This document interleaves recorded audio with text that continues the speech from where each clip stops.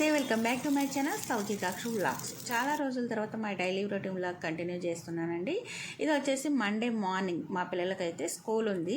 ఇంకా ఫాస్ట్గా హడావుడిగా ఉంటుంది. ఎందుకంటే ఒక పక్క లంచ్ బాక్స్ ప్రిపేర్ చేయాలి, బ్రేక్ఫాస్ట్ వాళ్ళని రెడీ చేయాలి, వాళ్ళకి సంబంధించినవన్నీ కూడా ఒక పక్క చూస్తూ ఇలా వంట చేస్తున్నాను. మా పిల్లలకి ప్యాన్ కేకుల్లాగా ప్యాన్ దోశలు చిన్నవి ఉంటాయి కదా, అవి అంటే చాలా ఇష్టం.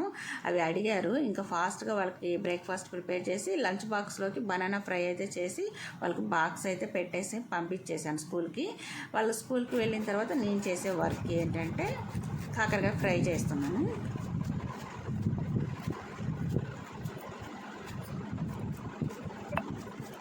పిల్లలు మార్నింగ్ స్కూల్కి వెళ్ళటానికంటే ముందు నుంచి స్కూల్ నుంచి తిరిగి వచ్చే వరకు నేనేమేం వర్క్ చేశాను అనేది ఈ వ్లాగ్లో అయితే షేర్ చేస్తున్నాను. అంటే ఓన్లీ కుకింగ్ మాత్రమేనండి చూపించేది. ఇంకా డైలీ వ్లాగ్స్ అంటే చేసే పనులన్నీ చూపించట్లేదు, ఓన్లీ కుకింగ్ మాత్రమే. ఏం చేశానంటే ఈరోజు అంతా ఎక్కువగా కుకింగ్ అయితే పెట్టుకున్నాను. కాకరకాయ ఫ్రై చేయాలి అయితే కొంచెం డిఫరెంట్గా ట్రై చేశానండి. కాకరకాయ ఫ్రై ఎలా చేశాననేది మీరే చూసేయండి. చేదు పోవటం కోసం నేను ఈ విధంగా సాల్ట్, పసుపు అయితే వేసుకున్నాను. ఇందులో మీరు లెమన్ కూడా పిండుకోవచ్చు.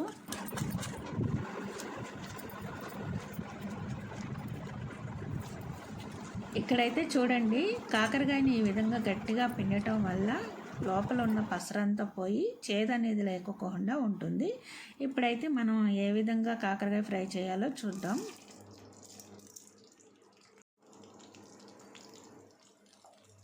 ఒక బాండీలో ఆయిల్ వేసేసుకొని పచ్చిశనగపప్పు, సాయమినపప్పు లేకుంటే మినపగుండ్లు, జీలకర్ర, ధనియాలు ఇవి కొంచెం క్వాంటిటీ ఎక్కువ తీసుకున్నానండి. నెక్స్ట్ ఇందులో ఎండుమిర్చి కూడా ఎక్కువగానే వేసుకుంటున్నాను. ఎందుకంటే నేను కారపొడి కూడా ప్రిపేర్ చేయాలనుకుంటున్నాను. అది ఏంటి అనేది ఈ వీడియోలోనే మీకు చూపిస్తాను. నెక్స్ట్ కొంచెం వేగిన తర్వాత తెల్ల నువ్వులు కూడా ఇందులో వేసేసుకొని వేయించుకొని పక్కన పెట్టేసుకోవాలి. అయితే ఇప్పుడు నేను చూపించే కాకరకాయ ఫ్రై కోసం కొంచెం స్పెషల్ అనమాట. ఇంతకుముందు ఎప్పుడు నేను చేయలేదు ఈ టైప్గా. ఇప్పుడు చూపిస్తాను చూడండి. ఎండి కొబ్బరి ఉంటుంది కదా, అది చిన్న ముక్కలుగా కట్ చేసుకొని మిక్సీ జార్లో వేసుకొని ఇప్పుడు నేను వేయించి పెట్టుకున్న స్పైసెస్ అన్నీ కూడా మొత్తం వేసుకోకుండా కొద్దిగా, అంటే కాకరకాయ ఫ్రైకి ఎంతవరకు అవసరమో అంతవరకు వేసుకొని ఉప్పు వేసుకొని ఇలా మిక్సీ పట్టుకొని ఇందులో చిన్నులపాయ వేసేసుకొని మరొకసారి మిక్సీ పట్టుకున్నాను. అయితే ఇక్కడ నేను కాకరకాయ ముక్కలకి తగినట్టుగా ఆయిల్ అయితే తీసుకున్నానండి. మరొక బాండిల్లో కాకరకాయ ముక్కల్ని మిడిల్లో కట్ చేశాను, చూసారు కదా. అయితే వాటర్ అంతా తీసిన తర్వాత పక్కన పెట్టాను కదా, కొంచెం డ్రై అయినట్టుగా ఉంది. సో ఇప్పుడు ఇవి ఆయిల్లో వేగేలోపు మనం కారపొడి ప్రిపేర్ చేద్దాం. ఇందులో చూసారు కదండి, అవిసె గింజలు కూడా వేసానండి. అంటే ఇది అవిసె గింజలు, కరివేపాకు కారపొడి కోసం అండి ఇది. అయితే నేను ఏ కారపొడి అంటే మునగాకు కారపొడి. ఇంతకుముందు నేను మునగాకు తీసుకొచ్చి కడిగి ఆరబెట్టి ఆయిల్లో కొంచెం వేయించి మిక్సీ పట్టి ఉంచిన పౌడరు. ఇప్పుడు ఇవన్నీ స్పైసెస్ అన్నీ వేయించాను, చూసారు కదా. వాటిల్లో ఈ పౌడర్ వేసి మళ్ళీ మిక్సీ పట్టి చిన్నులపాయ వేసేసి మంచి టేస్టీగా గుమగుమలాడుతుంది, చూసారు కదా. ఇక్కడ 2 గాజు సీసాల్లోకి వచ్చేసింది అనమాట. ఇంకా కొంచెం ఉంది మునగాకు పౌడర్, నెక్స్ట్ టైం అది యూజ్ చేస్తానండి. సో ఇంట్లోనే చాలా సింపుల్గా కారపొళ్ళు అయితే నేను ప్రిపేర్ చేసుకుంటాను.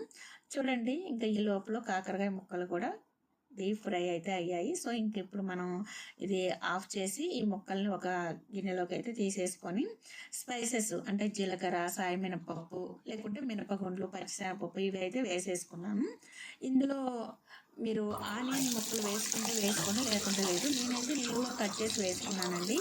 ఎందుకంటే కొంచెం గ్రేవీగా ఉంటుంది అనమాట.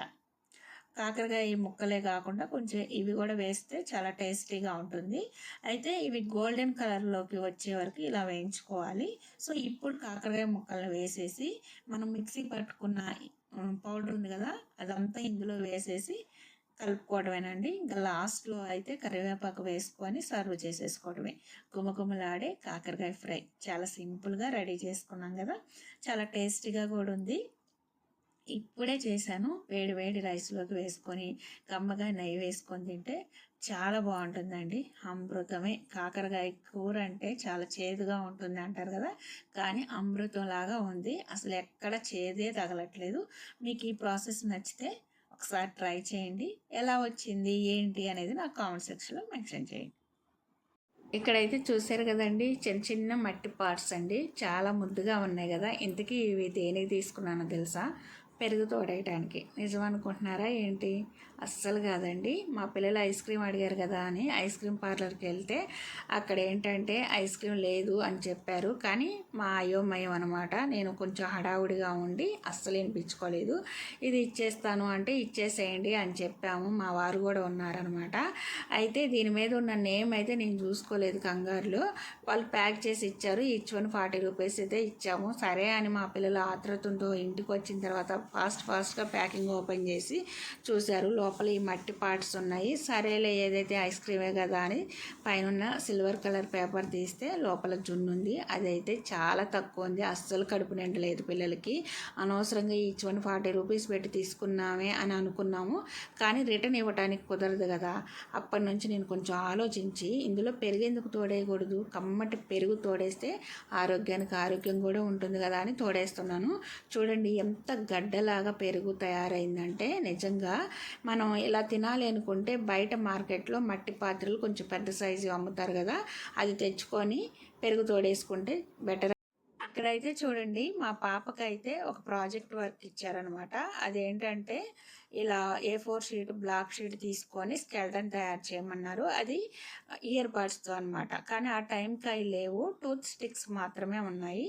వీటితో ఎందుకు తయారు చేయకూడదు అనిపించింది నాకు. సో నేను ఫస్ట్ అయితే పెన్సిల్తో మార్క్ చేసుకున్నాను. ఇక్కడ మీకు కనిపిస్తుంది కదా, దానిపై నేను ఈ విధంగా గమ్ పెట్టేసి ఇలా అంటించేసాను అనమాట.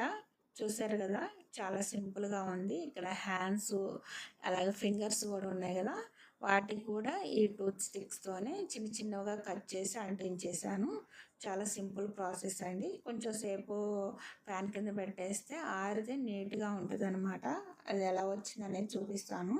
అయితే దీనికి హెడ్ ఉంటుంది కదా, ఒక పేపర్పై డ్రా చేసేసి అది కూడా గమ్ముతో అంటించేసానండి. ఇక్కడైతే చూడండి మా పిల్లలు మార్నింగ్ స్కూల్కి వెళ్ళేటప్పుడే డిమాండెడ్గా చెప్పారండి, ఈవినింగ్ మీ స్కూల్ నుంచి వచ్చేసరికి న్యూడిల్స్ తయారు చేసి ఉంచాలి మమ్మీ అని. సో నాకు ఫాస్ట్ ఫుడ్ పెట్టడం అంత ఇంట్రెస్ట్ ఉండదు, కానీ ఇంట్లో హైజీనిక్గా చేసుకుంటే మాత్రం అప్పుడప్పుడు కొంచెం ఇంట్రెస్ట్ చూపిస్తాను. చాలా రోజులు అవుతుంది కదా అని చెప్పేసి ఇక్కడ ప్రిపేర్ చేస్తున్నాను. కాకపోతే వెజ్ నూడిల్స్ మా బాబు బాగా ఇష్టపడతారు కాబట్టి వెజ్ నూడిల్స్ తయారు చేస్తున్నాను.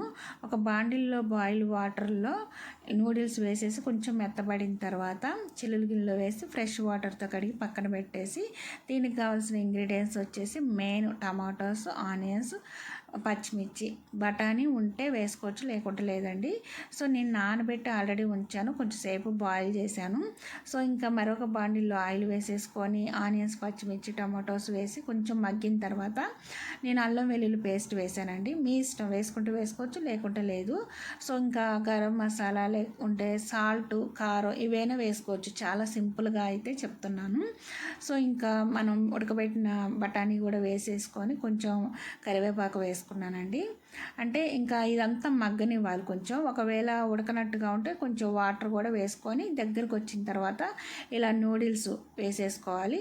సో ఇందులో మనం ఇంట్లో తయారు చేసిన గరం మసాలా వేసుకోవచ్చు, లేకుంటే ఈ నూడిల్స్ ప్యాకెట్తో పాటు మసాలా ప్యాకింగ్స్ ఇస్తారు ఈ విధంగా, ఇవి కూడా వేసుకోవచ్చు.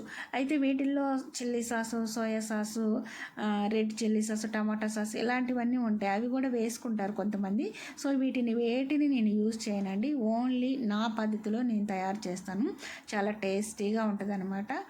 మీకు నచ్చితే